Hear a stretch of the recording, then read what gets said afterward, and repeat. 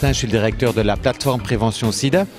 Donc aujourd'hui, lors de cette journée d'études, on voulait attirer l'attention des professionnels de la santé sur le vieillissement des personnes séropositives, puisqu'on le sait, les traitements aujourd'hui sont de plus en plus efficaces et les personnes séropositives ont une espérance de vie grâce au traitement qui se rapproche de la population normale. Donc les personnes séropositives aujourd'hui vieillissent, elles prennent de l'âge et donc elles sont confrontées à de nouvelles situations, ce qui n'était pas le cas auparavant, puisque les personnes malheureusement décédaient. Et donc on voit que avec le vieillissement, les personnes doivent à un moment donné se poser la question d'une prise en charge dans une maison de repos ou par des services spécialisés qui viennent à la maison pour les soigner et les aider. Et on voit que ces professionnels de la santé ne sont pas malheureusement suffisamment informés par rapport à ce qu'est aujourd'hui vivre avec le VIH. Il y a eu des avancées très importantes et on sait aujourd'hui qu'une personne séropositive qui prend un traitement ne va plus transmettre le VIH. Et donc ces informations-là sont importantes d'être diffusées pour casser les situations de rejet, de discrimination, la peur liée à la séropositivité. Donc aujourd'hui, l'idée c'était de mettre autour de la table des personnes qui sont confrontées à cette situation.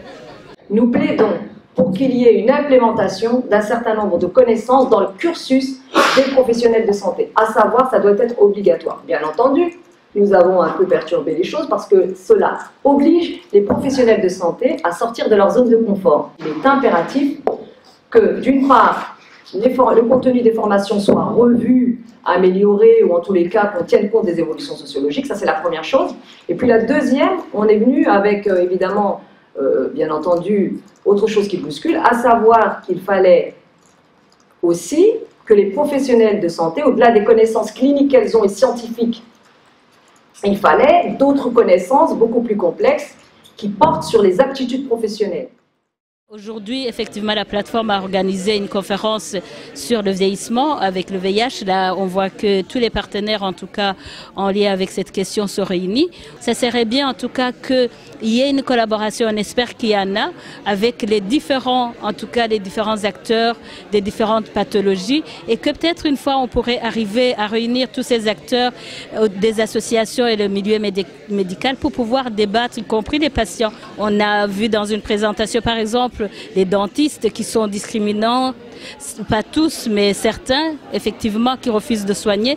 Et là, effectivement, ça peut être un frein pour les soins, pour les suivis des personnes avec le VIH. Mais également, il y a aussi les médecins généralistes qu'il faut aussi sensibiliser parce que là, on disait que les personnes avec le VIH voient leur médecin une fois ou deux fois l'an. Ça veut dire que tout le reste de l'année, quand ils ont un petit bobo, ça veut dire que c'est les médecins généralistes qui doivent prendre le relais et ces médecins généralistes doivent être formés, doivent être sensibilisés. Et ce n'est pas encore le cas. Il y en a effectivement qui ne sont pas formés pour ça.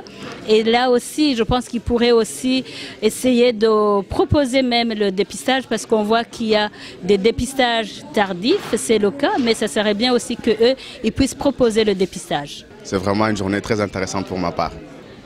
En tout cas, je compte vraiment appliquer ce genre d'approche aussi dans ma future carrière, c'est-à-dire une approche un peu plus où je sensibilise plus mon entourage, ceux qui ne s'y connaissent pas, à vraiment leur faire comprendre que c'est une pathologie aujourd'hui qu'on traite, qu'on soigne et qu'elle n'est pas différente des autres pathologies comme les cancers, comme les autres et qu'aujourd'hui ça peut s'aborder tout naturellement sans juger ou sans discriminer, quoi.